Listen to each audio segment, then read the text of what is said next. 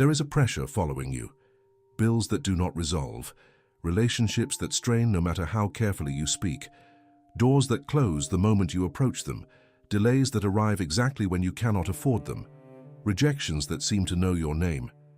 You have been fighting this for months, perhaps years, and no matter how hard you push against the outside world, life keeps returning the same lesson in a slightly different form. It begins to feel less like a series of problems and more like a single opponent wearing many faces. The most natural conclusion is this: the problem is out there. Fix the job, fix the relationship, fix the city you live in, fix the people around you, and your life will finally settle. You are facing circumstances, and relief will only come when those circumstances change. This is the story that feels most reasonable because the evidence seems to confirm it every single day. But there is another explanation, one that cuts much deeper and demands something far more difficult than changing your address or your company. The problem is not only outside. What you are truly facing, beneath every circumstance, is the quality, the pattern, and the discipline of your own mind. James Allen, the English philosopher and author of As a Man Thinketh, spent his life teaching a single, uncompromising principle. The outer life of a person is always connected to their inner life of thought and character. The problem that keeps returning is not random. The frustration that keeps finding you is not pure misfortune. According to Allen, circumstances are tied to what has been cultivated in the mind, the habitual thoughts, the repeated reactions, the unexamined beliefs that quietly shape every decision and every encounter.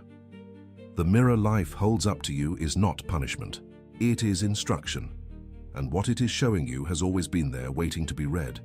This video will reveal exactly why circumstances force you to face your own mind, and why that confrontation, however uncomfortable, is the beginning of genuine power. You will understand the mechanism by which inner thought becomes outer pattern, and why no amount of external rearrangement can permanently resolve what begins within. But consider this before we go deeper. The circumstance pressing against you right now may not be your enemy. It may be the clearest mirror you have ever been given, showing you precisely where the mind must be examined, governed, and changed.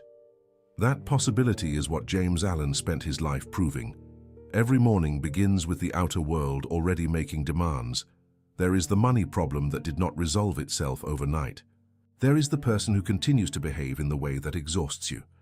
There is the plan that keeps encountering obstacles, the opportunity that keeps arriving slightly too late, the environment that seems to conspire against every attempt at forward movement.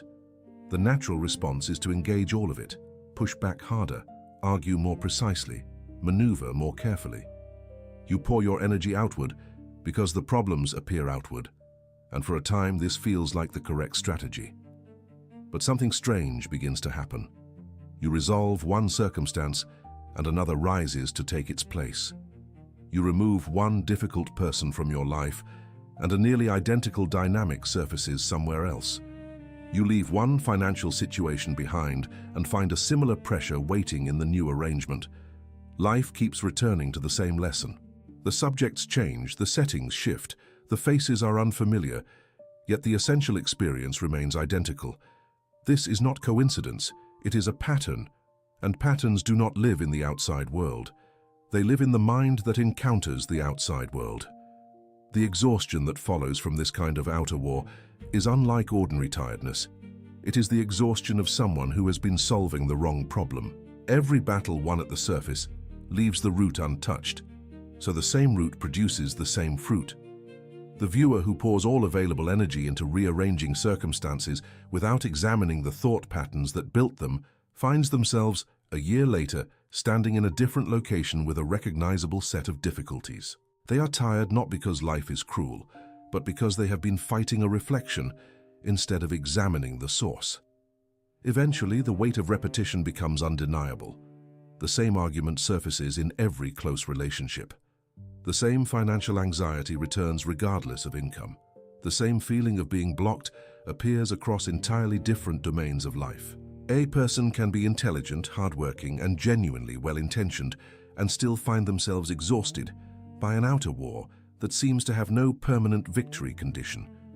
This is the moment James Allen was writing toward, not to condemn, but to redirect. There is a reason the battle never ends when fought only outside. The opponent was never only outside. Blame is the first tool the outer mind reaches for, and it is deeply satisfying in the short term. When a relationship fails, the other person's conduct becomes the complete explanation. When a project collapses, the obstacles and the difficult people are named as the full cause. When financial difficulty persists, the economy, the employer, the timing, or the system absorbs all responsibility. Blame feels like clarity because it organizes a painful experience into a simple story with a clean villain. The problem is that it leaves the thinker unchanged, and an unchanged thinker continues to produce the same recognizable results regardless of which new story they inhabit. Changing places is the second method. Leave the city, change the career, find a different partner, move the furniture. There is real value in changing one's environment, and this should not be dismissed. But when the change of location is not accompanied by a change of inner pattern, the person arrives in the new place as the same person who created the old problem. The new job eventually produces the old frustration. The new relationship eventually surfaces the old dynamic. Geographically, everything has changed. Psychologically, nothing has. The third method is escape through distraction. When the mirror becomes too uncomfortable, the instinct is to look away. This takes many forms: constant busyness, entertainment, numbing habits, pouring energy into other people's problems to avoid confronting one's own. Discomfort is escaped, at least temporarily, and the relief feels like resolution. But the circumstance does not dissolve simply because attention has been withdrawn from it. It remains and in fact grows more insistent because the pattern that generated it has not been addressed. You cannot escape a reflection by closing your eyes. The fourth method is perhaps the most subtle, working to control every outer variable while leaving the inner life completely ungoverned. This produces the person who micromanages every external condition, the schedules, the people around them, the information they allow in, while their habitual thought life runs entirely on its own, unexamined, unchallenged, undisciplined. They apply precision outward and none inward. James Allen would say this is like tending every leaf of a tree while ignoring the root. The leaves may briefly look better. The root determines everything. The first and most concrete cost of outer-only problem solving is repetition. The same type of problem does not merely return occasionally. It returns with a kind of mathematical regularity once you begin to see it clearly. The same financial pressure in a new form. The same relational breakdown with a new cast. The same missed opportunity wearing a different surface. This repetition is not life punishing the viewer. It is the mind reproducing its own familiar patterns because those patterns have never been interrupted. A thought that is never examined cannot be changed. A pattern that is never identified cannot be broken. And so life keeps offering the same examination until the student finally reads the question. The second cost is the emotional reaction that never evolves. Something happens, a setback, a rejection, a confrontation, and the inner response is immediate and completely automatic. The spike of fear, the surge of resentment, the collapse into self-doubt, the flare of anger. These reactions feel justified because they have always been there, because everyone around the person responds similarly, because they have never been identified as patterns that could be chosen differently. But the reaction that is never examined becomes the personality.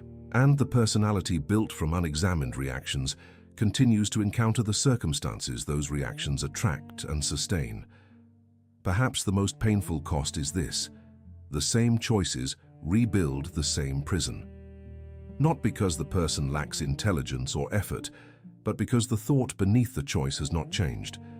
A person who deeply believes they are unworthy of lasting financial stability will, with great effort and even with temporary success, find ways to reproduce instability.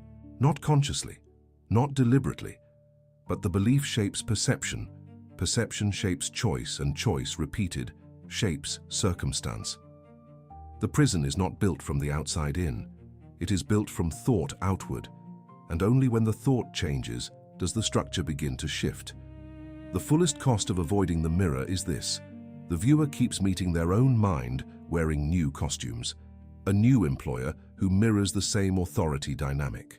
A new friend group that reconstructs the same social tension. A new opportunity that collapses under the same inner hesitation. Everything changes on the surface, and nothing changes in the fundamental experience. This is not evidence that life is impossibly cruel. It is evidence that the mind is consistent, and until the mind changes, consistency produces the same recognizable result. James Allen understood this as one of the most important and most avoided truths in all of human experience. What has been shown so far is not meant to flatten the genuine complexity of human life.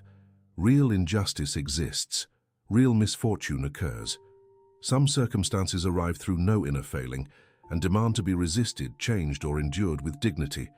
None of that is being dismissed. The point is more specific and more important.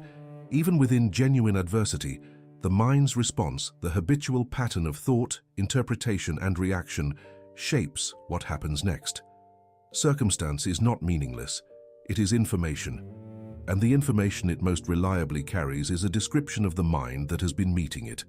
The outer world, in James Allen's framing, is not a random collection of events waiting to be managed. It is more closely connected to the inner world of thought and character than most people ever allow themselves to believe. This is not a comfortable idea. The comfortable idea is that the outer world is the primary cause, and the inner world is the innocent responder. But Allen's work insists on a different relationship, one in which the inner life carries causative weight, and in which no rearrangement of the outer alone can produce permanent inner peace or sustainable outer change. This bridge matters because everything that follows depends on it. If circumstances were purely accidental and entirely separate from thought, then the only rational response would be to fight them from the outside indefinitely. But if circumstances are connected to thought, character, and habitual reaction, if they reflect something about the mind that produces them, then the most powerful move available is inward, not passive, not resigned, genuinely powerful, the kind of power that changes the mind and therefore, over time, changes the conditions the mind encounters. The next section explains the precise mechanism by which James Allen traced this connection. How thought becomes character, how character becomes action, how action becomes circumstance, and how circumstance, when properly read, becomes the clearest mirror a person can be offered. This is not metaphor for its own sake.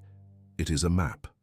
And like any map, its value lies not in admiring it, but in using it to navigate from where you are to where you intend to be. James Allen's central principle can be stated with precision: thought shapes character. This is not a vague aspiration, it is a causal chain. Every thought held repeatedly, every mental attitude sustained over time, leaves a mark on the mind that entertains it. A person who habitually rehearses fear becomes a person whose character is structured around avoidance. A person who habitually holds resentment becomes someone whose instincts are organized around grievance. A person who consistently entertains thoughts of discipline, clarity, and purpose gradually becomes someone in whom those qualities are structural rather than occasional. Thought is not decoration. It is construction. And what is constructed in the mind becomes the character that moves through the world. Character, once formed, shapes action. This is the second movement in the chain, and it is where the causation becomes visible to anyone paying attention. A person of fearful character makes fearful choices, even when they sincerely intend to be courageous. A person of resentful character interprets neutral situations as hostile, and that interpretation produces behavior that invites hostility in return. A person of disciplined character acts with patience and precision even under pressure, because discipline has become the structure from which their decisions emerge. Character is not a label assigned after the fact. It is the living architecture that determines what choices feel available, natural, and possible. Action, repeated and directed by character, shapes circumstance. This is where many people lose the thread. They see their choices as responses to circumstance rather than as contributors to it. But action patterns sustained over months and years produce recognizable results. The person who consistently acts from anxiety creates uncertain conditions around them. The person who consistently acts from self-discipline and clear intention gradually builds conditions that reflect those qualities. Life is not indifferent to what a person repeatedly does. Repeated action, growing from repeated thought and settled character, carves channels through which outer circumstances flow. The fourth movement completes the chain. Circumstance reflects the inner pattern.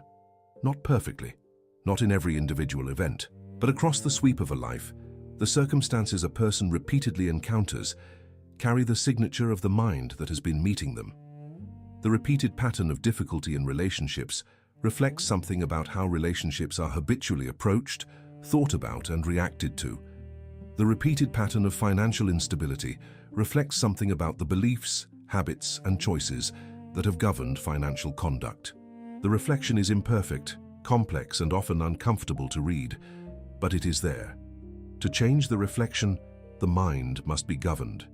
This is Allen's practical conclusion, and it is both the most demanding and the most empowering implication of his work.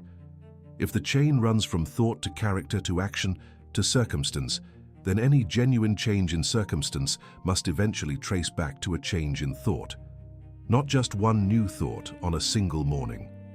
The governed mind, one that examines its habitual patterns, interrupts its automatic reactions, and cultivates thoughts aligned with the character it intends to build. The mirror does not change until the face in front of it changes. And the face is the mind. It is important to understand what James Allen was actually teaching and what he was not. Born in Leicester, England in 1864, Allen worked most of his life in modest circumstances before withdrawing to devote himself entirely to writing and contemplation. He understood suffering personally. He was not a comfortable philosopher writing from inherited ease. When he wrote about the relationship between thought and circumstance, he wrote as a man who had examined that relationship from within his own difficulties, not from a position of external privilege, dispensing advice to those below him. Allen's teaching was not victim-blaming dressed in spiritual language. He never argued that misfortune is deserved, that suffering is always self-created, or that those in difficult circumstances should be looked at with judgment. His fundamental concern was different and more precise. The quality of a person's inner life, their habitual thoughts, their cultivated attitudes, their governing beliefs, is not separate from the quality of their outer life, and the person who wishes to change their outer life must be willing to examine and govern the inner one. This is not about shame, it is about power. The point of the teaching is not to make you feel guilty about your past. It is to show you that your mind is a genuine force. Central to Allen's vision is the image of the mind as a garden. This metaphor, which runs through his most important work, is worth sitting with. A garden does not judge its gardener, it simply grows what is planted. Neglect produces weeds, not because neglect is punished, but because the absence of deliberate cultivation always allows the seeds already present in the environment to take root on their own. The thoughts held habitually are the seeds. The character that develops is the garden as it stands. Circumstances in this metaphor are the season's harvest, a direct result of what has been grown, whether consciously or by default. Circumstances, then, reveal what has been cultivated. Not every circumstance, and not without the interference of genuine accident, injustice, or external forces beyond any individual's control. Allen was careful and deeply humane, but the repeated pattern of a person's circumstances, the type of relationships they consistently inhabit, the financial conditions that persistently recur, the nature of the opportunities and obstacles they regularly encounter, these patterns carry real information about the garden's contents. What Allen offered was not condemnation of the harvest, but a complete guide to becoming a deliberate gardener, rather than someone who simply inherits whatever grows by default. The most common misreading of Allen's principle is the cruelest one. If your circumstances are difficult, you must have deserved them. This interpretation turns a teaching about inner power into an instrument of shame, and it must be addressed directly. Allen never intended this, and his writing does not support it. Every person alive, regardless of their inner qualities, can encounter hardship through unjust systems, natural disaster, the cruelty of others, or the sheer contingency of human life. The teaching does not deny this. To read Alan as saying that poverty proves moral failure or that illness proves spiritual weakness is to distort his work beyond recognition. The teaching's actual claim is more specific and more careful than its misreaders suggest. Alan was not charting a simple equation between virtue and material prosperity. He was describing the deeper relationship between the mind's habitual formation and the general character of the life that formation produces. He was particularly concerned with the person who has genuine capacity and genuine opportunity, but who, through habitual thought patterns they have never examined, patterns of fear, resentment, self-doubt, or disorder, continually undermines their own forward movement. For this person, the teaching is not shame, it is a lantern. Responsibility in Alan's sense does not mean culpability for every event. It means the recognition that the inner response to every event, the thought summoned, the meaning assigned, the habit of mind engaged, is within the domain of the individual's power. Two people can face the identical difficulty and move through it toward entirely different outcomes based on the governing quality of their inner response. This is where the teaching locates power, not in the pretense that all outcomes are controllable, but in the recognition that the inner orientation of the mind is always, at every moment, available for governance. Power begins precisely where self-governance begins. This is the most important practical inference from Alan's principle. The person who says, "I have no power here," is, in Alan's view, voluntarily surrendering the only power that is always and completely theirs. The power over how thought is held, how a situation is interpreted, what emotional response is allowed to govern behavior, and what character is slowly being built through repeated inner choices. External power fluctuates. Inner governance is available regardless of external condition. This is why Alan's teaching has endured, not because it promises that the world will become convenient, but because it insists that the mind is never without agency. This is also why the mirror metaphor is so exact. A mirror does not judge, it does not moralize, it simply shows. When Alan said that circumstances reveal the mind's formation, he was not pointing an accusing finger. He was pointing at the surface of the mirror and saying, "Look carefully. What is shown there is not your sentence, it is your starting point. The information available in a clear reflection is not a verdict. It is an invitation to see accurately, and from accurate seeing, to choose deliberately. You do not face your circumstances. At the deepest level, you face your own mind. This is the title's full weight, and it deserves to be understood with precision. When a problem arrives, financial, relational, professional, personal, the first confrontation is always with the mind's response to that problem, the thought that arrives before any deliberate choice, the automatic interpretation that frames the experience before reflection can begin. The emotion that floods in, organized entirely around a habitual pattern that has not been chosen consciously in years, perhaps not ever. The problem may be real, but what you are truly facing in that first moment is the mind meeting it. Repeated problems reveal habits. The person who consistently encounters financial difficulty is not simply encountering bad luck in the financial domain. They are encountering the repeated output of how they habitually think about money, security, worthiness, and risk. The person who consistently faces relational conflict is not simply unlucky in the people they find. They are consistently bringing the same expectations, fears, and defense patterns into new relationships, which eventually reconstruct the familiar dynamic. The habit is the real opponent. The circumstance is merely where the habit becomes visible. What the circumstances reveal when examined rather than escaped are the governing features of the inner life. Fear operating as the default orientation, resentment structuring the interpretation of others' behavior, avoidance determining which choices get made when discomfort appears, disorder in thought producing disorder in practical affairs.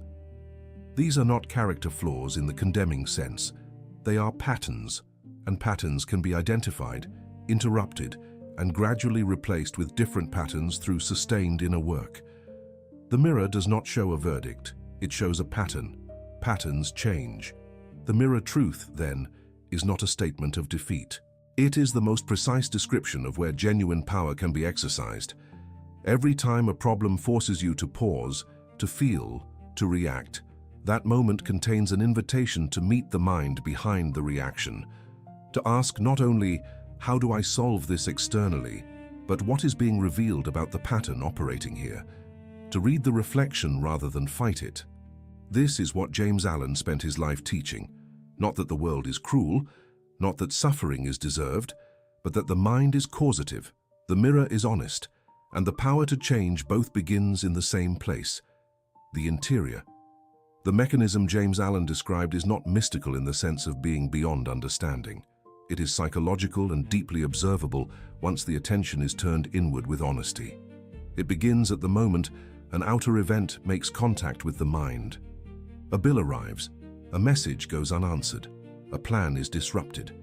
The event itself is neutral in the sense that it carries no fixed meaning until the mind assigns one. But the mind does not wait. Before any deliberate thought, before any conscious evaluation, the outer event triggers an inner pattern, a habitual formation of response that has been built through repetition and that now activates automatically. This inner pattern immediately begins its work of interpretation. The same piece of financial news interpreted by a mind organized around security produces paralyzing fear. Interpreted by a mind organized around resourcefulness, it produces focused problem solving. The event has not changed. The pattern of the mind meeting it determines entirely what the event means, what emotional charge it carries, and what choices will now feel available. This is not a minor detail, it is the central mechanism. The interpretation is not a reflection of reality independent of the mind. It is a product of the mind's formation. From interpretation, emotion follows with remarkable speed and force. The interpretation, "This confirms I am failing," produces shame and withdrawal. The interpretation, "This is an obstacle to be overcome," produces determination and engagement. The interpretation, "This is evidence that others cannot be trusted," produces defensiveness and isolation. Emotions do not arise from circumstances directly. They arise from the meaning the patterned mind assigns to circumstances, and that meaning is not chosen consciously in most cases. It is supplied automatically by the accumulated pattern of past thought. Emotion, once established, creates the reaction, the behavior, the words chosen, the choices made, the actions taken or avoided. A reaction driven by shame withdraws from the very engagement that could resolve the problem. A reaction driven by resentment damages the relationships that could provide support. A reaction driven by anxiety defaults to the familiar, even when the familiar is precisely what has been producing the problem. The reaction is not a free response to the circumstance. It is the pattern's behavioral expression, and it carries the pattern's logic forward into the next moment. The reaction, repeated across time, creates the next circumstance. Not always immediately, not always in a direct and traceable line, but the person who consistently reacts from fear creates relationships and opportunities structured around that fear. The person who consistently reacts from resentment constructs social environments that confirm resentment. The person who consistently reacts from avoidance builds a life organized around the things they have never been willing to face. Circumstance is not dropped from outside. It is grown, slowly, consistently, and always from the same interior soil. The mirror then shows the pattern. Not the event itself, but the mind's characteristic way of meeting events. When the same type of problem keeps appearing, the mirror is not inventing a new adversity. It is reflecting the pattern that keeps producing the same recognizable experience across different surfaces. The mirror is precise, it does not exaggerate, and it does not soften. Read honestly, it shows exactly what has been operating beneath the surface of every complaint, every frustration, and every repeated difficulty.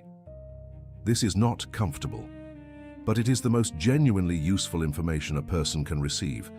The mechanism is so invisible because it begins at the level of thought becoming expectation, a thought held consistently, even subconsciously, even as a low background hum rather than a loud declaration, gradually shapes what the mind comes to expect. Expect difficulty in financial matters, and the mind begins to organize itself around preparing for difficulty rather than creating abundance. Expect rejection in close relationships, and the mind begins anticipating rejection so consistently that it reads neutrality as warning and warmth as temporary. Expectation is not just a prediction about the future. It is an active orientation that shapes how the present is processed. Expectation, once established, filters perception. This is perhaps the most powerful and the most invisible step in the sequence. The mind does not receive the world as it is. It receives the world as it has been prepared to see it. Confirmation bias is one expression of this. The person who expects to be disrespected notices every ambiguous signal of disrespect and overlooks every clear signal of regard. But it runs deeper than simple cognitive bias. The perceptual filter built by expectation literally limits what information reaches conscious awareness. Evidence that contradicts the expectation is processed as an exception. Evidence that confirms it is processed as proof. Filtered perception shapes choice.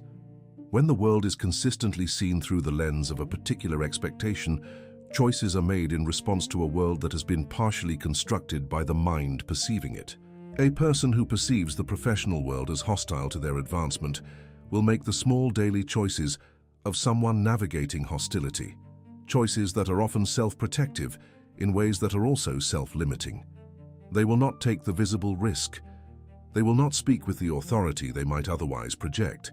They will not invest the energy that a more confident perception would free. Perception is not passive. It is the lens through which every available option is evaluated, and that lens is ground by habitual thought. Choice becomes habit when it is repeated. The same small choices made in the same perceptual context across weeks and months solidify into a way of operating that no longer feels chosen. It simply feels like who you are and how the world works. This is how invisible patterns become structural, through the quiet accumulation of repeated responses to a world consistently filtered by expectation. The habit does not announce itself. It simply becomes the default motion of a life. And because it feels natural, it is almost never questioned. Habit, sustained over time, forms character.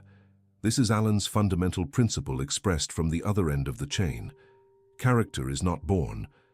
It is built by thought, by expectation, by perception, by choice, by habit, layer by layer, day by day, in the silent interior of a life.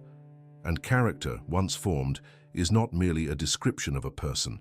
It is an active force that continues to shape every perception, every choice, every habit, in a self-reinforcing cycle that grows more stable the longer it operates. Character meets matching circumstances. Not because fate arranges external events to match inner states with supernatural precision, but because a person of a particular character consistently makes the choices, occupies the relationships, pursues the paths, and responds to events in the ways that produce that character's recognizable world. The fearful character builds fearful conditions not because fear summons misfortune, but because fear shapes every micro-decision that gradually constructs the environment the fear predicted. The same is true of every other dominant character trait. Character is not passive, it is generative. Circumstance, completing the cycle, reflects the mind back to itself. The world that surrounds a person is not accidental to who they are. Over the full sweep of a life, it bears the unmistakable signature of the dominant thought patterns that have been operating. This is why the outer world, when read honestly rather than defensively, is among the most valuable sources of self-knowledge available. Not because it reveals worth or worthlessness, but because it reveals pattern.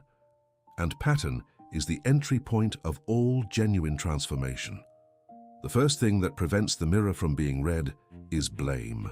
When a circumstance arrives and blame immediately absorbs it, blame of another person, of the system, of luck, of timing, the mind is protected from any contact with the pattern operating beneath the circumstance.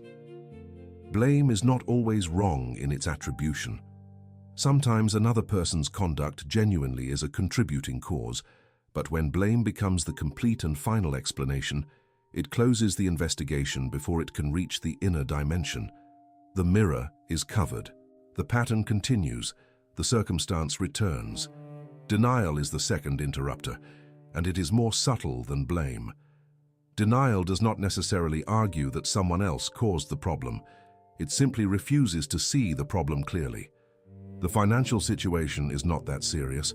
The relationship difficulty is just a phase. The repeated missed opportunities are all explained by external timing. Denial allows a comfortable story to persist in the place where accurate self-knowledge should develop. And like blame, it leaves the pattern entirely undisturbed while appearing to reduce the discomfort associated with it. Self-pity introduces a third barrier, one that is particularly difficult to address because it is accompanied by genuine pain. The person in self-pity is often actually hurting. The suffering is real, but self-pity transforms real pain into a narrative of helplessness. A story in which the person is the irreducible victim of forces entirely beyond their influence. In this narrative, examination is not only unnecessary but cruel. Why would you examine your own patterns when life has simply been unjust to you? Self-pity answers this question in a way that forecloses all inquiry, and in doing so forecloses all change. Resentment is perhaps the most corrosive of these interrupters because it actively feeds on the same circumstances that could otherwise serve as teachers. The mind organizing itself around resentment toward particular people, institutions, or conditions is fully occupied with the outer world as enemy. There is no attention available for the inner world as garden. Every energy is spent rehearsing the grievance, building the case against the external cause, refining the argument that what has happened is wrong and undeserved. The resentment may be entirely justified in its attribution, but the mind consumed by it has no remaining capacity for self-examination, and self-examination is precisely what the mirror demands. Two more interrupters are worth naming directly: the refusal to examine thought and the habit of escaping the mirror before reading it. The first manifests as a general incuriosity about one's own inner processes, a resistance to sitting with the question, what is this revealing about how I think, because the honest answer might be uncomfortable. The second manifests as the instinct to fill every moment of potential inner confrontation with noise, distraction, or action. Escape from the mirror feels productive, it feels like moving forward. But leaving the mirror unread guarantees that the same reflection will be waiting at the next stop. Stand in front of a mirror and consider what it does. The mirror does not create the face that appears in it. It does not add features, remove them, or arrange them according to any preference. It simply reflects with perfect neutrality whatever stands before it. If something in the reflection is unflattering, the mirror has not caused the unflattery. The face carried that feature before the mirror was consulted. The mirror's only function is to make visible what is already present, which is exactly why some people prefer not to look too closely. Circumstance works in precisely this way in James Allen's teaching. The difficulty that arrives in the outer life does not create the mind's habitual pattern. The financial problem did not build the habit of anxious thought. The anxious thought predates the problem and likely contributed to it. The conflict that surfaces in a relationship does not manufacture the defensive interpretation that immediately arises. The interpretation was already present, already practiced, already the automatic response to challenge. Circumstance holds up the mirror. The reflection was there before the glass was lifted. What the mirror reveals under pressure is especially important because pressure is where the habitual pattern shows itself most honestly. When life is comfortable, habitual patterns can remain largely invisible, covered by the smoothness of favorable conditions. Discomfort strips that cover away. Genuine difficulty forces the hand, so to speak, and what emerges from that forced response is the clearest portrait available of the mind's actual formation. The thought that rises first in a crisis, the interpretation that arrives before deliberate reflection, the emotion that floods in with no pause for governance. These are the mirror's most informative moments. The garden metaphor extends and deepens this picture. A mirror shows the present state. A garden shows the accumulated result of cultivation over time. Both are essential to the complete picture Allen was drawing. The mirror shows what the mind is doing now, what pattern is active, what thought is habitually present, what reaction is automatic. The garden shows what the mind has been doing for months and years, what has been consistently grown through sustained attention, repeated thought, habitual choice. The circumstances of a life are the season's harvest from both. They show the present pattern and the long-term cultivation simultaneously. Neglected gardens do not produce nothing. They produce the wild growth natural to any fertile ground left without direction. And human minds, Allen was clear, are always fertile. The thought that is not deliberately chosen will be supplied by habit, by environment, by fear, by desire, by the accumulated residue of past experience. Neglect of the inner garden is not a neutral act. It is a decision, made by default, to allow whatever seeds happen to land to grow unchallenged. The weeds are not punishment. They are simply what grows when cultivation is absent. Understanding this is the beginning of becoming a deliberate gardener, rather than a surprised and frustrated one. The full power of both metaphors emerges when they are combined into a single image, a garden reflected in a mirror. The mirror shows you the garden as it stands. The garden reveals what has been cultivated. To change what the mirror shows, you must first look at it honestly, neither flinching from the reflection nor condemning it. Then you must return to the garden, identify what has been growing by default, and begin the patient, deliberate work of planting something different. This is James Allen's complete practical teaching, compressed into a single image. The mirror is honest. The garden is responsive. The gardener is you. There is a specific force that prevents the mirror from being read, and it operates not as an external adversary, but as an interior habit of the mind. It is the tendency to give all causal power to the circumstance, to treat the outer event as the complete and sufficient explanation for every inner state. When this tendency is in operation, the circumstance receives full credit for the anger felt, the fear experienced, the defeat endured, the failure arrived at. The mind becomes, in its own story, entirely a responder. It acts. The mind merely receives. It speaks. The mind merely reacts. The circumstance is granted total authority, and the mind's role in shaping both the interpretation and the response is rendered invisible. This placement of all power outside produces a particular kind of interior paralysis. The viewer who fully inhabits the position of my circumstance is the complete cause of my condition, has functionally removed themselves from the story as an agent. They cannot change, cannot grow, cannot build different conditions, because all conditions are generated entirely by the outer world, which they do not control. The power they have surrendered is precisely the power James Allen spent his work trying to return to them. And the act of surrender is maintained not through weakness of character, but through the avoidance of a mirror that would require honest self-examination. What makes this avoidance so persistent is that the mind behind the reaction, the pattern of thought, the habitual interpretation, the automatic emotional response, is genuinely uncomfortable to confront. The anger reaction, examined honestly, reveals something about the expectation that was operating. The anxiety response, traced carefully, reveals something about the belief system that generated it. The defensive behavior, held up to the light, reveals something about the wound it was constructed to protect. These revelations are not necessarily pleasant. It is far more comfortable to conclude that the problem was entirely external, entirely caused by something outside the self, entirely a matter of the world's conduct rather than the mind's pattern. And so the mirror goes unread. The circumstance passes, a new one arrives bearing the same pattern in a different surface. The inner enemy, the habit of giving all power to the outer and none to the inner, does not announce itself as an enemy. It presents itself as good sense, as realism, as appropriate self-defense. It says, of course this is the outside world's doing. What else would any reasonable person think?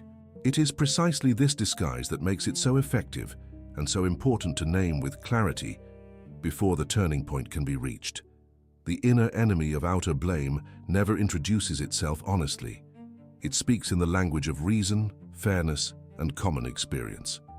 The first disguise it wears is this: anyone would react this way. This sentence, so natural and so frequently true in its surface observation, quietly does the work of removing all inquiry into the reaction itself. Yes, many people would react similarly, but many people share this reaction does not mean the reaction is serving you, building you, or producing the conditions you want. It simply means the reaction is common. Common patterns, shared widely enough, can produce common results, and not every common result is desirable. The second disguise is more personal and more insidious. I am only like this because of them. This construction attributes the complete formation of the inner state to the behavior of another person. It carries a legitimate grievance. Another person's conduct can genuinely wound, genuinely limit, genuinely harm. But I am only like this because of them goes a step further than naming what has been done. It claims that the inner state of the person speaking is entirely the creation of another. In doing so, it places the key to that inner state in another person's hands. They must change before any inner change is possible. This is not empowerment. This is the most complete form of power surrender available. My circumstances made me this way is the third disguise, and it operates at the level of character rather than moment-to-moment reaction. The person who holds this belief has concluded that their current inner formation, their fears, their habits, their patterns of thought, was created entirely by what happened to them, and therefore cannot be altered except by different external circumstances arriving. The past is real. Its impact is real. No teaching worth taking seriously denies this. But the belief that the past's creation is the final word, that what was formed by circumstance cannot be reformed by deliberate inner work, is the belief that makes all genuine change impossible before it begins. The fourth disguise brings everything together into a position of complete stasis. I cannot change until life changes. Wait for the relationship to become less demanding, then begin governing the emotional response. Wait for the financial situation to become less stressful, then begin building thought discipline. Wait for the circumstances to become gentler, then begin examining the mind. This disguise sounds like practical wisdom. Surely it makes sense to address external conditions before attempting inner transformation. But in Alan's teaching, this sequence is precisely inverted. The outer cannot become what the inner has not yet become. Waiting for the outside to improve before governing the inside is waiting for the mirror to look different before changing the face. Taken together, these disguises represent something James Allen would recognize as the complete surrender of self-command. Each one has the structure of a reasonable explanation. Each one points outward with total conviction. Each one leaves the mind ungoverned, the pattern unexamined, and the mirror unread. They are not the positions of a coward. They are the positions of someone who has been offered a false comfort and found it more bearable than the demanding truth. The demanding truth is this: power lives inside the position you just abandoned.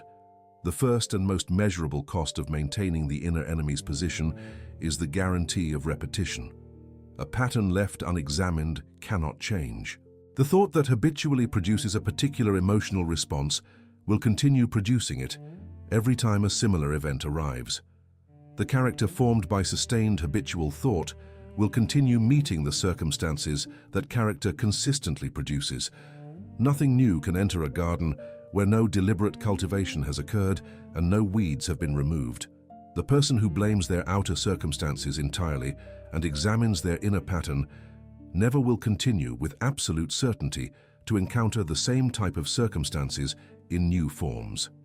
Self-command, the sense of being the author rather than the subject of one's own life, erodes slowly under the weight of consistent outer blame. At first, the erosion is invisible. The relief of having a clear external explanation feels like clarity.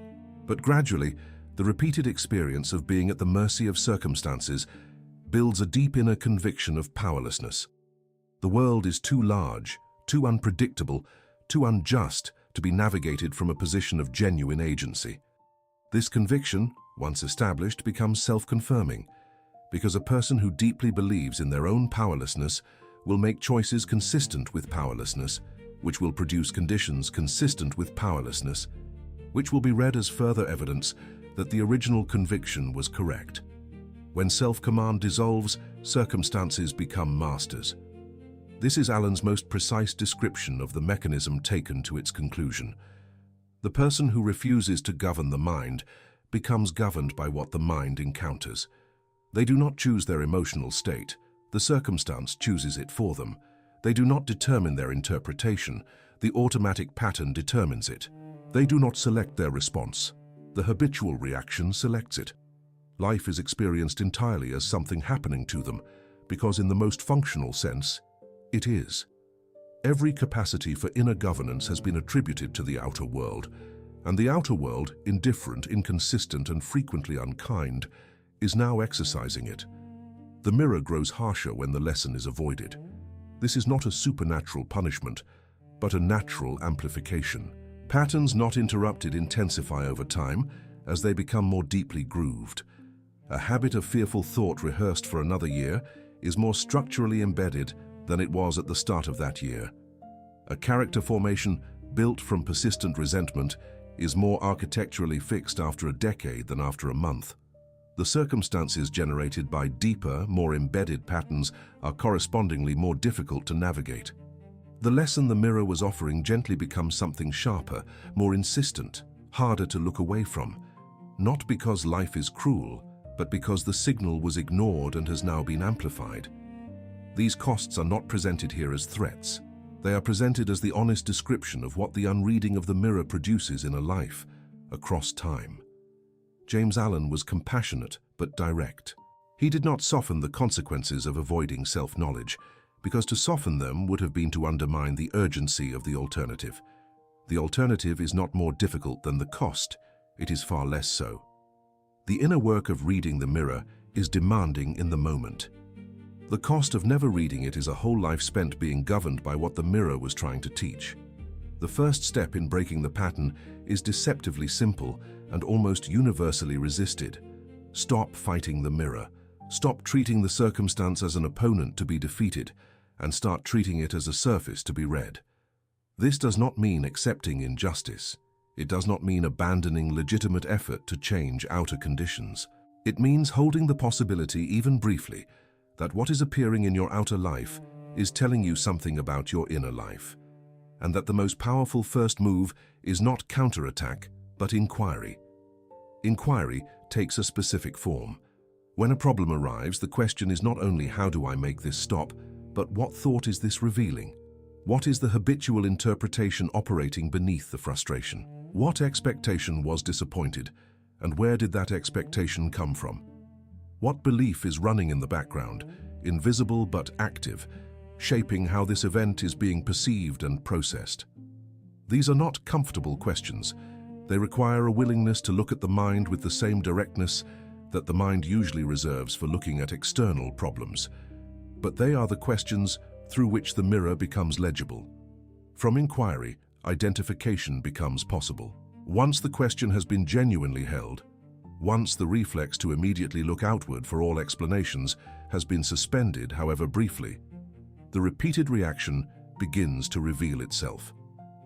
The same spike of fear in the same category of situation, the same interpretation of another's behavior as hostile, the same collapse into self-doubt at the same type of challenge, the same avoidance activating at the same kind of demand. These are not personality quirks or immovable facts about who you are. They are patterns, and the first moment of genuine recognition, however uncomfortable, is the moment the pattern loses some of its automatic power. With recognition comes a turning point. Not the full transformation, that comes through sustained inner work, but the hinge between the old position and the new one. The old position says, the problem is entirely out there, and I will wait for it to change. The new position says, there is something in here that is contributing to what is out there, and I have the capacity to examine and govern it. This is a small shift in language and a vast shift in lived reality. Everything that follows in the work of self-mastery depends on having passed through this hinge, on having chosen even once to read the mirror rather than cover it. Stop treating circumstance as the only cause. This is the first and most foundational thing that must be surrendered, and it does not require the pretense that circumstances are unimportant or that external forces are fictional. It requires only the admission that the outer event is not the complete story of what is happening. The circumstance is one half of the picture. The mind meeting the circumstance is the other half, and the half that holds the most significant leverage for genuine change. To continue granting circumstances complete causative authority is to voluntarily remove yourself from the story as a participant. Stop defending every reaction. The automatic defense of emotional reactions, the insistence that because a feeling arose, it was the only possible response, or that because it was understandable it is therefore beyond examination, is among the quietest ways of ensuring that no inner change ever becomes available. Reactions arise. They carry real emotional weight. None of this is being disputed. The question is not whether the reaction was understandable, but whether it is serving you, whether it is building the character and producing the conditions you intend to inhabit. An undefended reaction can be examined. An examined reaction can be chosen differently. Stop waiting for the outside world to become gentle before beginning the work of governing the mind. The world will not become gentle on request. The circumstance will not arrange itself into an ideal environment for inner transformation before the inner transformation is attempted. This waiting, which feels like reasonable self-care and realistic acknowledgement of conditions, is one of the most effective mechanisms for permanent stasis. The governed mind does not wait for favorable conditions. It meets whatever conditions are present with the best quality of inner response it can currently summon, and it builds from there. Stop calling the reflection destiny. When the same type of problem has appeared enough times, a conclusion forms: this is simply what my life is. This is the way things are for someone like me. This is my fate in the domain of money or relationships or opportunity. Destiny in this usage is a way of making a pattern feel permanent and therefore exempt from examination. But a pattern is not a destiny. A pattern is a habit of mind that has been producing consistent results, which means it is, by definition, changeable. Calling it destiny forecloses the inquiry before it begins. Recognizing it as pattern opens every possibility that inquiry can reach. Stop running from the mirror. Every time a circumstance arrives, and the immediate impulse is to fill the space with action, distraction, explanation, blame, or justification, before any honest inward examination has occurred, the mirror has been fled. It will be there again tomorrow, and the day after, with the same patience and the same exact reflection. The pattern of running from the mirror is itself a pattern, and it too will eventually need to be read. The only question is whether it is read now in this difficulty that is currently present, or later, in the sharper difficulty that sustained avoidance makes inevitable. The mind can be governed. This is the foundational acceptance, and it is not a platitude. It is a working principle with genuine consequences. Governing the mind does not mean suppressing thought or manufacturing false contentment.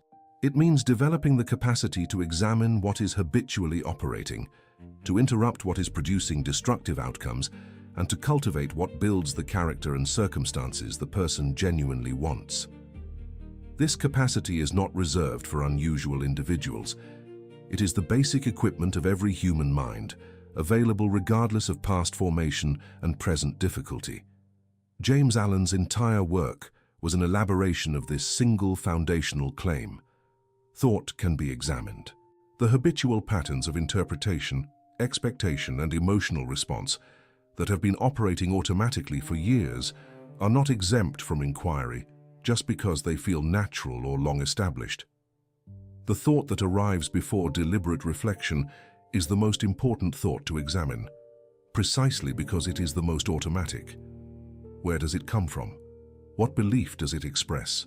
What pattern does it reinforce? These are not abstract philosophical questions. They are practical tools for identifying the root of the conditions that keep recurring. Examining thought is how the mirror is read accurately. Reaction can be changed, not instantly and not without sustained effort, but it can be changed, and this acceptance is perhaps the most liberating of all the acceptances the turning point requires. The reaction is not the person. It is a formation, built through repetition, and it can be rebuilt through different repetition. The spike of fear that arrives in financial situations is not an immovable feature of the personality. The defensive response that surfaces in relational conflict is not a permanent character trait. These are patterns. Patterns that have been built can be rebuilt differently. This is what it means in practical terms to govern the mind. Character can be rebuilt. This is Allen's deepest promise, and his most demanding one. Character is not fixed at birth or sealed by past experience. It is the living accumulation of habitual thought, which means that sustained change in habitual thought will, over time, produce sustained change in character. This does not happen quickly. A garden that has grown wild for years is not transformed in a single afternoon of cultivation, but it does change. Under consistent, deliberate care, even the most deeply neglected garden begins to show the results of new planting. The viewer who accepts this, truly accepts it, not as a consolation but as a working principle, has access to something more powerful than any external solution they have been pursuing. When circumstance is accepted as instruction rather than attacked as opponent, something fundamental shifts in the relationship between the inner life and the outer one. The difficult situation that would previously have been met with blame and resistance now becomes a source of specific, actionable information. This doesn't remove the difficulty, it changes the relationship to it entirely. The circumstance that reveals a pattern of fearful expectation is now a diagnostic gift, pointing precisely to where the inner work must be directed. Used this way, the mirror is not an adversary. It is the clearest and most honest guide available. I face my own mind. These 4 words represent a complete reorientation, not just a new belief to hold, but a new ground to stand on. The person who speaks them from genuine conviction has done something quiet and immense. They have returned to themselves as the primary subject of their own examination. The circumstance is still present. The difficulty is still real. But the primary confrontation is no longer between the self and the outer world. It is between the self and the patterns operating within the self. This is not retreat from outer reality. It is the precondition for all genuine engagement with it. I read the mirror. To read the mirror is to look at what circumstances reveal without immediately covering the glass with blame or explanation. It requires a stillness, not physical necessarily, but interior, in which honest examination becomes possible. What is being shown? What pattern is this event exposing? What thought, what expectation, what habitual interpretation is visible in this reflection? Reading the mirror is not a single act performed once in a moment of crisis. It is a practice, developed gradually, that becomes more refined as the inner life becomes more honestly known. Each reading makes the next reading clearer. I govern the thought behind the reaction. The reaction is always preceded by a thought, an interpretation, an evaluation, an automatic conclusion about what is happening and what it means. Governing the thought behind the reaction means entering that space between stimulus and response and asking whether the thought arising there is the thought that should govern what follows. This is what James Allen meant by self-mastery.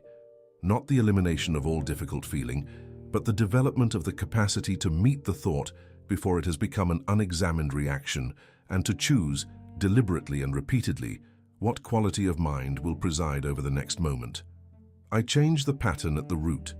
The root is the habitual thought formation, the belief, the expectation, the practiced interpretation, from which all the visible patterns of reaction, choice, behavior, and circumstance ultimately grow. Pruning the branches does not change the root.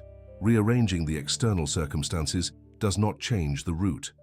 Changing the root requires direct engagement with the thought patterns that have been operating, sustained commitment to cultivating different ones, and the patience to allow the gradual shift in character that follows from sustained inner cultivation. This is not the work of a single decision, but of a daily orientation. And it is the only work that changes the mirror's reflection permanently.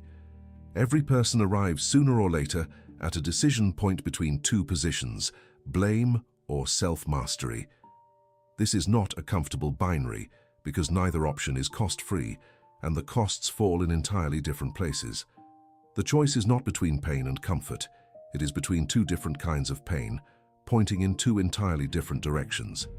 Blame is the easier, immediate choice. It offers relief, clarity, and the comfort of a story in which the self is the injured party rather than the contributor. The anger feels clean.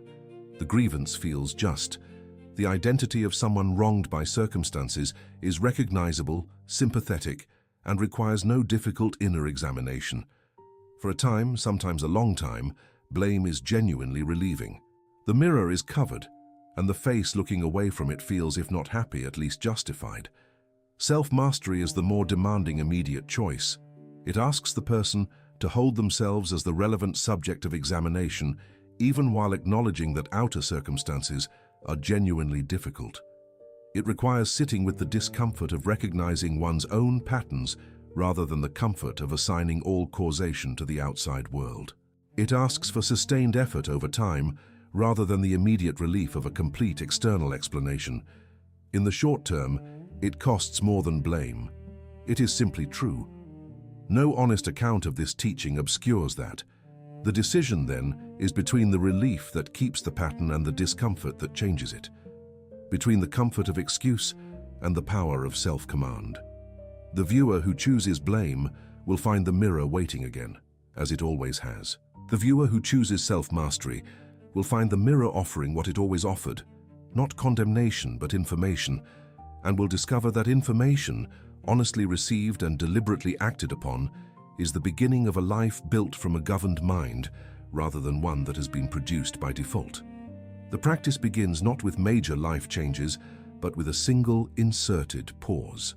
When a problem appears, a frustration, a disappointment, a difficulty, a recurring tension, before the first action, before the first word to another person, before the first step toward managing the outer situation, there is a pause, brief and deliberate, a moment in which the automatic response is suspended long enough to allow a different question to arise.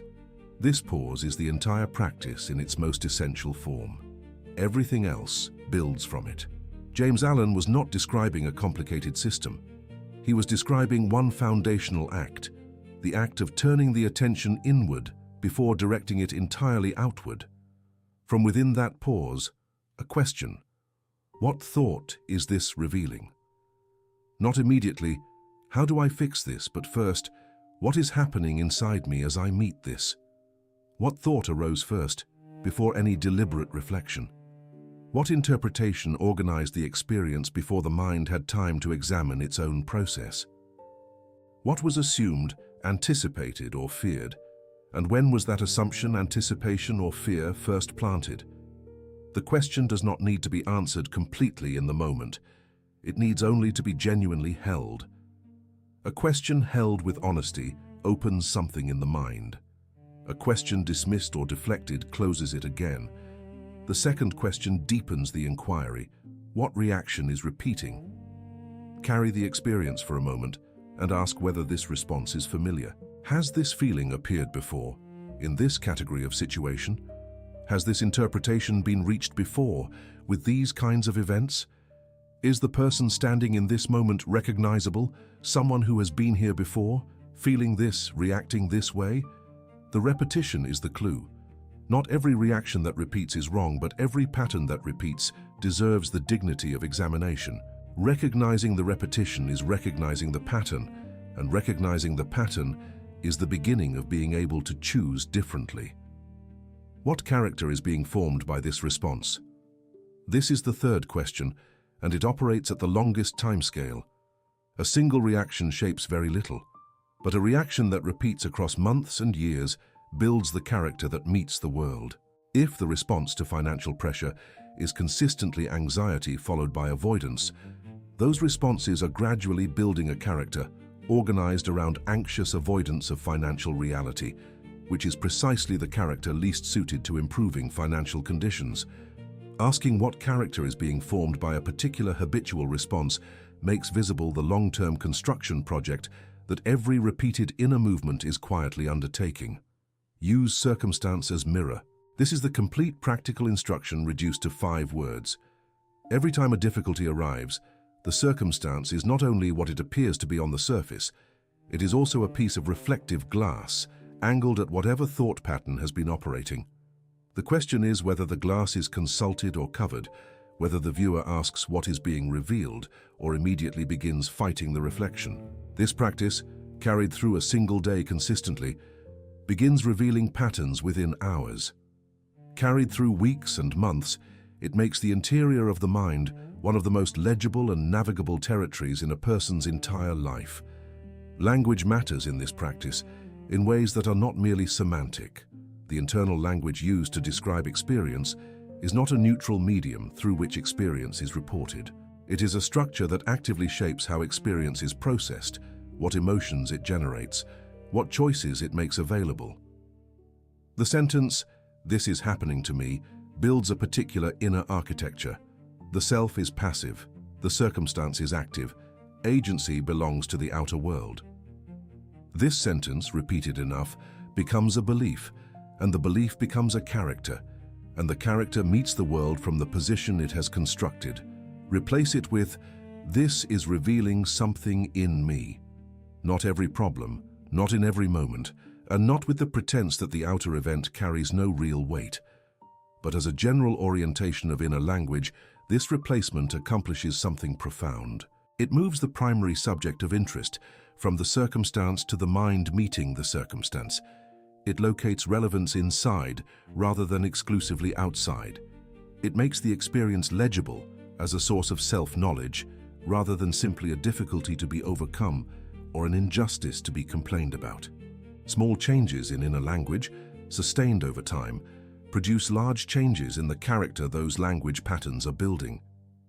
"They made me this way" belongs to the same category of sentences that transfer agency entirely outward. Another person's conduct can genuinely wound. It can create real limitations, real pain, and real consequences that take years to understand and address. Acknowledging this fully, the sentence still performs a destructive function. It makes inner healing and inner change contingent on the other person's conduct, past or future. Replacing it with, "I choose my inner response," does not deny what was done. It insists on the reality of inner agency, regardless of outer history. The inner response has always been within the domain of inner choice, however difficult that choice becomes, and however long it takes to develop the capacity to make it fully. "I cannot change" closes the garden entirely. It announces that cultivation is impossible and therefore pointless.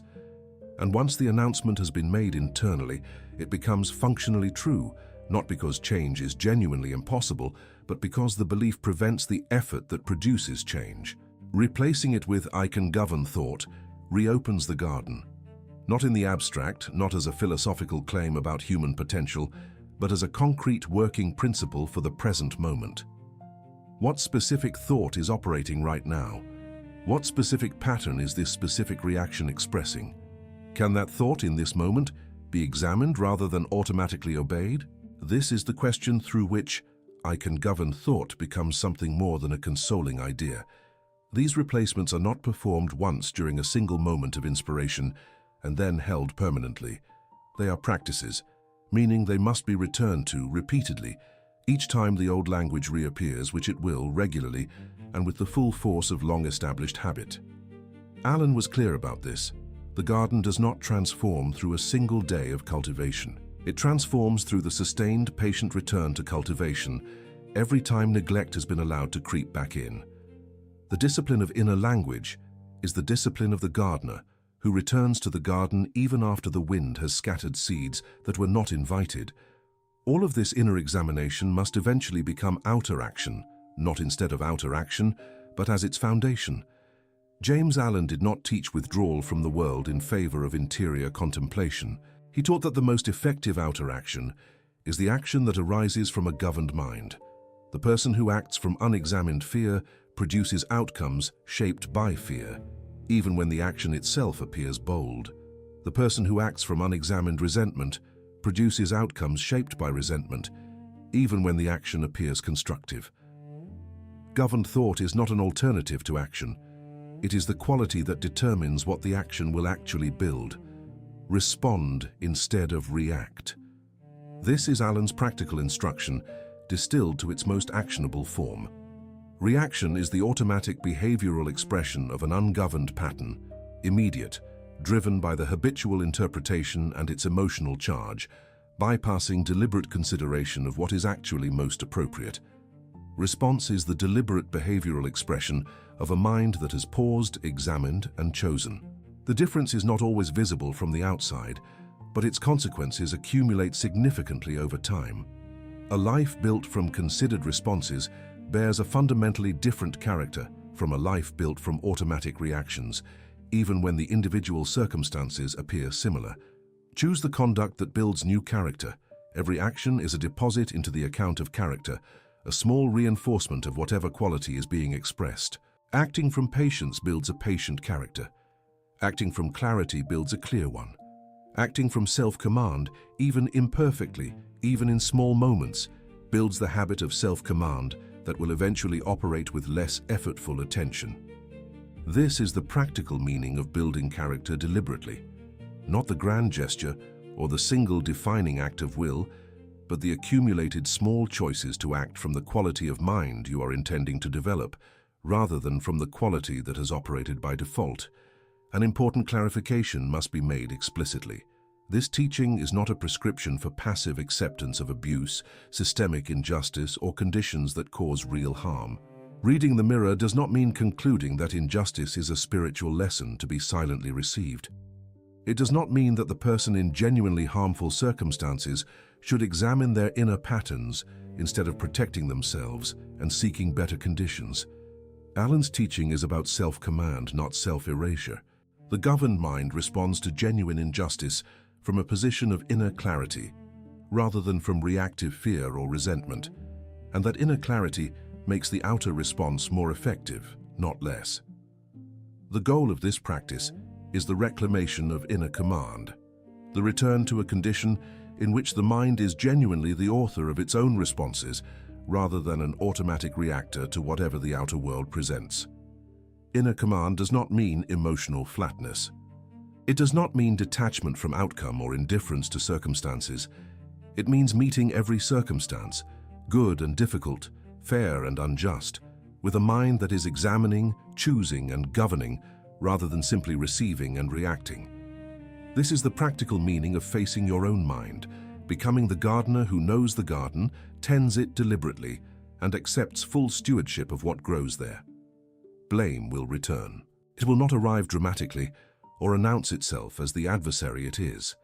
It will arrive as a completely natural thought, an instant automatic conclusion that the outer event is the complete explanation, that the reaction is fully justified, that the person is simply responding reasonably to unreasonable circumstances.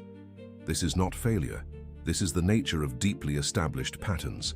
Expecting the governed mind to never slip back into automatic reaction is like expecting a garden, tended for only a few weeks, to never again be visited by wind-carried seeds. The weeds return. The question is whether the gardener also returns. The instruction for that moment is simple and must be memorized in its simplicity. Pause. Before the blame is fully constructed into a narrative, before the justification is built into a defense, before the reaction has organized itself into behavior, pause. Even one deliberate breath taken in the space between the event and the response is enough to open the small gap through which examination can enter. The pause is not the complete work. It is the door through which all subsequent work passes. Without it, the automatic pattern runs its course uninterrupted. With it, even briefly, there is an entry point. In that pause, read the mirror again. What is being reflected in this moment? What pattern just activated? What thought arrived first, before deliberate reflection? What does its immediate presence reveal about what has been cultivated, or what has been growing by default? The reading does not need to be thorough in the moment of difficulty. A single honest observation is enough. This is the same reaction I have been examining. That recognition made in the middle of the pattern's activation is itself a form of inner governance. Naming the pattern interrupts it, even slightly, even temporarily, and the interruption is the beginning of change. Then choose one new thought, not a complete inner renovation, not a forced replacement of every automatic pattern in a single act of will. One new thought in the specific space the old one was occupying. This reveals something I can govern, in the place of, this is entirely their fault. I have a choice in my inner response, in the place of, I have no option here. The smallness of this step is not a limitation. It is precisely the right scale for sustainable inner change. Character is not rebuilt in grand gestures. It is rebuilt in the consistent small choice to entertain a different thought than the one that arrives automatically. From the one new thought, take one new action. an action even slightly different from the reaction that the old pattern would have produced, a question asked instead of an accusation made, a pause before responding instead of an immediate counterattack, a decision to examine before defending. These small deviations from the habitual are the actual substance of the inner work Allen described. They accumulate slowly. Over weeks and months, the accumulation becomes a new groove, a new path in the mind that has been walked enough times to become the easier route. This is how the garden changes, not in a single dramatic transformation, but in the quiet, persistent work of planting one different seed, and then another, and then another. Consider a person who has encountered professional rejection repeatedly. Every application submitted seems to meet the same outcome. Every opportunity pursued seems to close at the same point. The most available explanation is external. The market is difficult, the competition is fierce, the decision-makers are biased, the timing is consistently wrong. These explanations are not necessarily false. Genuine external factors do influence professional outcomes. But this person, examined more closely, is carrying something into every application, every interview, every professional conversation, a dense and practiced expectation of rejection. The expectation is not chosen. It was formed through accumulated experience and never examined or interrupted. It shapes how the person presents themselves, a subtle defensive quality in communication that reads to others as lack of confidence or a kind of preemptive withdrawal that signals ambivalence about the very opportunity being pursued. It shapes what opportunities are pursued, a gravitational pull toward the slightly safer option, the slightly less competitive arena, the application sent with slightly less than full effort, because full effort would make rejection more painful. The outer pattern of rejection is, in significant measure, the outer expression of the inner pattern of anticipated rejection. When this person begins applying James Allen's mirror teaching, something shifts in the inquiry before action. Before the next application, the question asked is not only, how do I present myself better, but what do I believe about this outcome before I begin? The expectation of rejection, examined honestly, reveals beneath it a belief about personal worthiness, a conclusion reached long ago, reinforced through repeated experience, never consciously chosen, but consistently operative. With that belief visible, the work becomes specific, not positive affirmation performed on top of the old belief, but a genuine patient replacement of the expecting thought with a different one, cultivated deliberately and returned to whenever the old expectation reasserts itself. The outer pattern changes as the inner pattern changes, not immediately, not magically, but progressively and observably. The communication quality shifts as the defensive anticipation reduces. The choices of which opportunities to pursue shift as the self-limiting belief loosens. The behavior in the interview shifts as the inner posture moves from bracing for expected rejection to genuinely presenting for evaluated possibility. The circumstances do not change first. The mind changes first, and the circumstances gradually reflect the new character that has been cultivated. This is James Allen's principle made concrete, lived rather than read. The mirror showing not the old pattern, but a new one, grown deliberately in the garden of a governed mind. At its clearest and most essential, James Allen's teaching on circumstances and mind can be held in a single image. Your outer life is the mirror of your inner one. Not in every event, not in absolute mechanical correspondence, but in the sweep of the repeated pattern, the type of circumstances that keep returning, the quality of the experiences that keep recurring, the nature of the conditions that persist across different settings and different surface arrangements. The mirror is not invented to torment. It reflects precisely, patiently, without addition or subtraction, what the mind has been doing in the quiet and continuous interior work of habitual thought. The mind is not merely the responder to circumstance, it is the cause, specifically, the cause of the reaction, the interpretation, and the pattern that keeps producing recognizable results. This does not reduce every human difficulty to inner failing. Life is far more complex than any single principle can fully contain, but it does establish, with the force of genuine observation, that the inner dimension of a life carries causative weight, that nothing in the outer dimension can neutralize or replace. The person who governs the mind governs, in the most meaningful sense, the shape of their experience. The person who neglects the mind inherits the shape that habit and default produce. The mirror is instruction, not condemnation.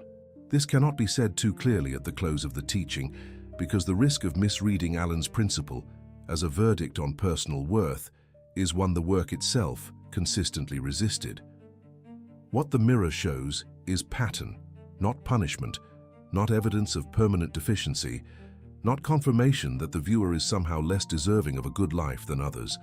The reflection is information, and information is the raw material of change. A person who can read the mirror accurately and honestly has been given the most specific possible guidance about where the inner work must be directed. There is no more useful gift than that, and no more precise a guide than the circumstance itself when approached without defensiveness. The old life has a recognizable texture. In it, blame is the primary interpretive tool. Circumstances are the complete explanation, others are the sufficient cause, and the mind's role in producing and reproducing what it encounters is never brought into the light of examination. Reaction is the primary behavioral mode, automatic, fast, driven by the habitual pattern that activates before deliberate reflection has time to enter. And repetition is the primary experience. The same type of problem surfacing repeatedly in new forms, while the essential feeling remains entirely familiar. The new life is oriented differently at its foundation. Reflection replaces reaction as the primary first movement, not the reflection of passive withdrawal, but the deliberate inward turn that asks what is being revealed before determining how to respond. Governance becomes the practice, not the impossible governance of every thought and feeling, but the consistent return to examination when the automatic pattern has run ahead of awareness. Change becomes the experience, not dramatic or sudden, but progressive, the cumulative result of the small daily choices to cultivate a different inner response than the one that arrived automatically. The old mind fights the mirror. It attacks the circumstance that reflects an uncomfortable truth. It covers the glass with blame, justification, and the elaborate construction of a story in which the self is entirely the victim of outer forces. This fighting is exhausting and endless, because the mirror does not tire, it simply reflects. The old mind can fight until it has no energy remaining, and the mirror will be exactly as it was, showing the same pattern, offering the same invitation, waiting for the moment the fighting stops. The new mind reads it.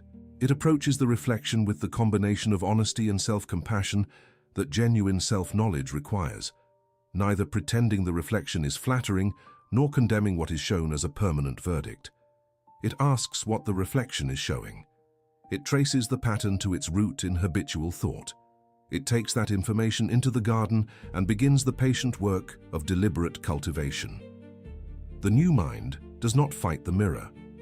It uses it every time as the precise and generous instrument of self-knowledge that James Allen understood it to be.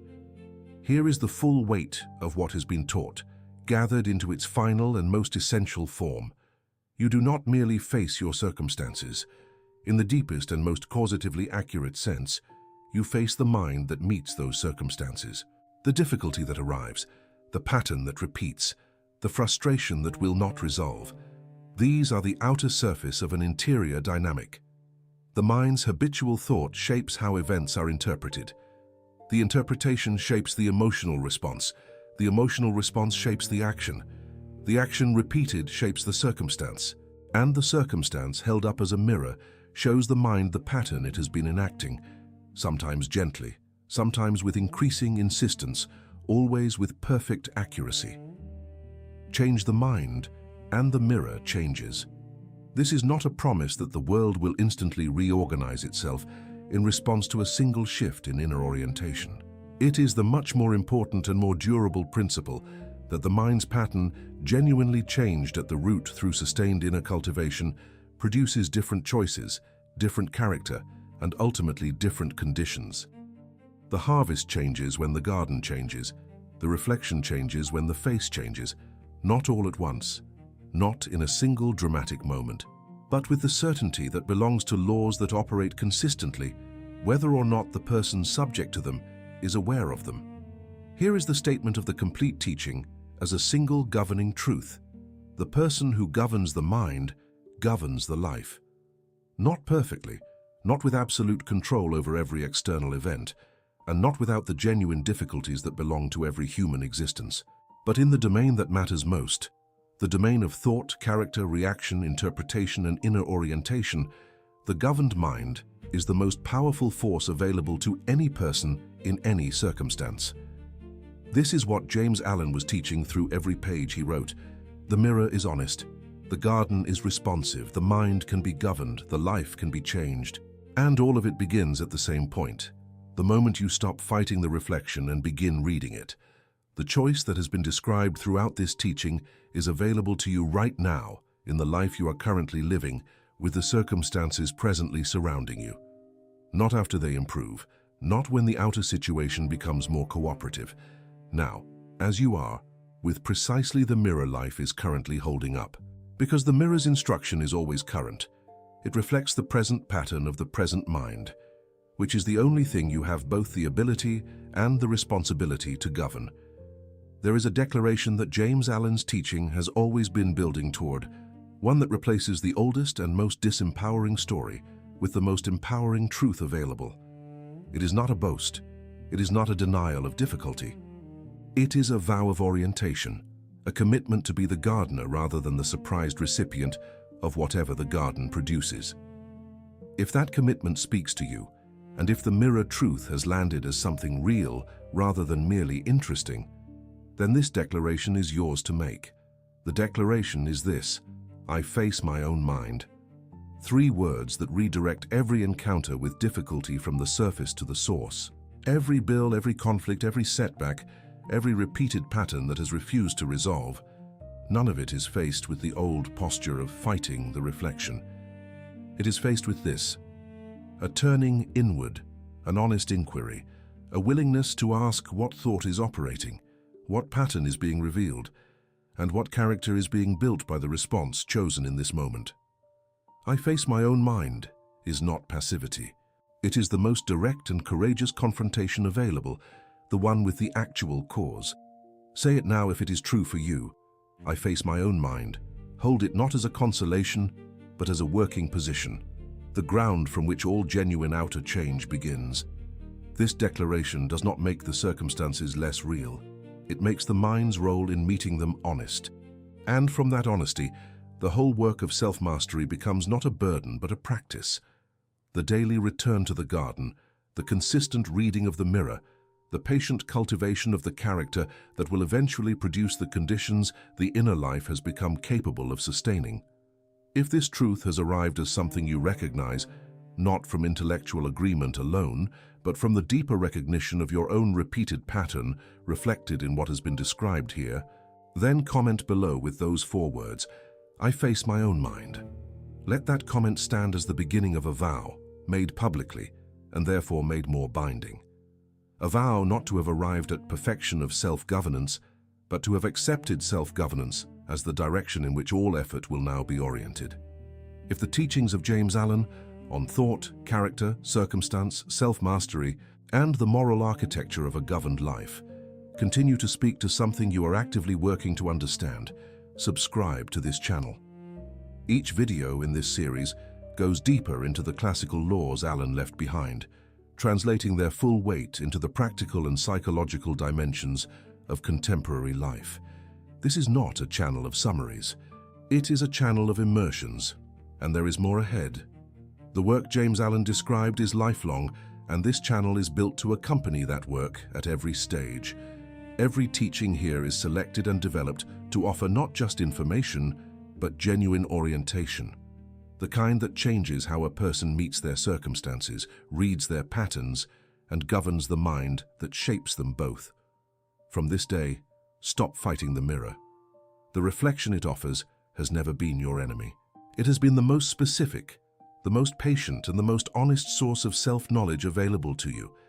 Every repeated circumstance was always an invitation.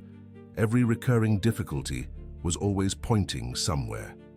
The direction it was pointing has been the subject of this entire teaching.